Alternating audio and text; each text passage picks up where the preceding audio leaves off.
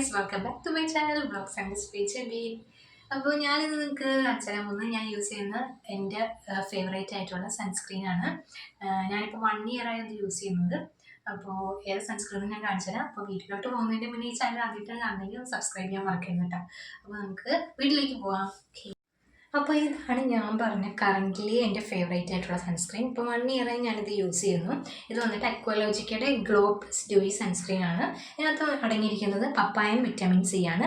അതുകൊണ്ട് തന്നെ ഇത് സ്കിന്ന് ബ്രൈറ്റൻ ആൻഡ് ഹൈഡ്രേറ്റ് ആയിട്ട് വെക്കാൻ യൂസ്ഫുൾ ആവുന്നുണ്ട്.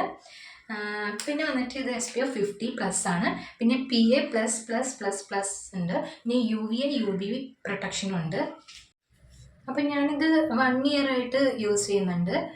എനിക്കിത് യൂസ് ചെയ്തിട്ട് തോന്നിയത്, ഇതിൻ്റെ മുന്നേ ഞാൻ യൂസ് ചെയ്തിരുന്നത് ന്യൂട്രീജിനയുടെ സൺസ്ക്രീനായിരുന്നു.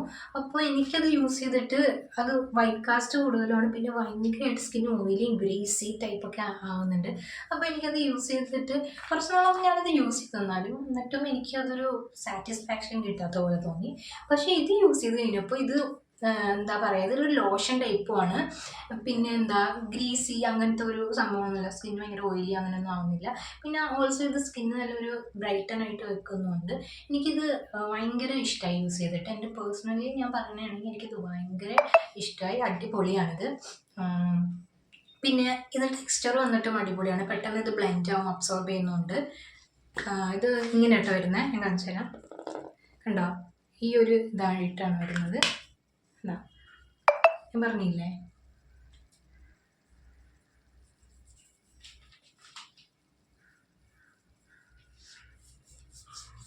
അപ്പം അങ്ങനത്തെ പ്രശ്നങ്ങളൊന്നും ഇതിനില്ല.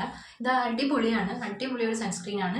ഇപ്പം നിങ്ങളിപ്പോൾ കറൻ്റ് ഒരു സൺസ്ക്രീൻ യൂസ് ചെയ്തുകൊണ്ടിരിക്കുന്നത്, നിങ്ങൾക്കത് പറ്റുന്നില്ല, വേറിലേക്ക് സ്വിച്ച് ചെയ്യണമെന്നുണ്ടെങ്കിൽ നിങ്ങൾക്ക് ഈ ഒരു സൺസ്ക്രീൻ കൊണ്ടും കണ്ണു കൂട്ടി മേടിക്കുക. അത്ര അടിപൊളി സൺസ്ക്രീനാണ്. പിന്നെ നിങ്ങൾ ആദ്യമായിട്ട് സൺസ്ക്രീൻ മേടിക്കാൻ പോകുന്ന ആളാണെങ്കിലും നിങ്ങൾക്ക് ഈ ഒരു സൺസ്ക്രീൻ ബെസ്റ്റാണ്.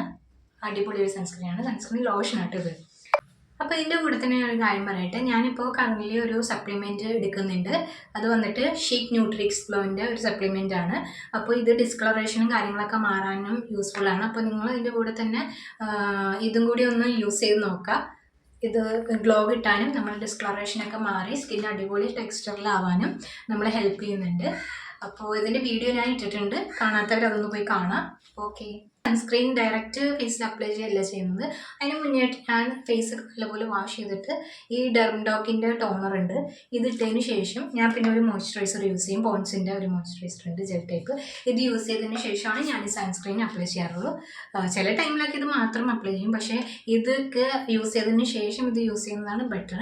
എനിക്ക് ഓപ്പൺ പോർസ് ഒക്കെ ഒരുപാടുള്ളതുകൊണ്ട് എനിക്ക് ഈ ടോണർ യൂസ് ചെയ്യുമ്പോൾ നല്ലൊരു ചേഞ്ച് മനസ്സിലാവുന്നുണ്ട്. അടിപൊളി ഒരു ടോണറാട്ടോ ഇത്. അപ്പോൾ ഇതാണിപ്പോൾ ഞാൻ പറഞ്ഞ എൻ്റെ ഫേവറേറ്റ് അക്വാലോജിക്ക സൺസ്ക്രീൻ. അപ്പോൾ നിങ്ങൾക്കും ഇത് യൂസ്ഫുൾ ആവുമെന്ന് ഞാൻ വിചാരിക്കുന്നു. നിങ്ങൾ എന്തായാലും ഇതൊന്ന് ട്രൈ ചെയ്ത് നോക്കുക. അപ്പോൾ ഇത്രയേ ഉള്ളൂ. Okay, bye bye.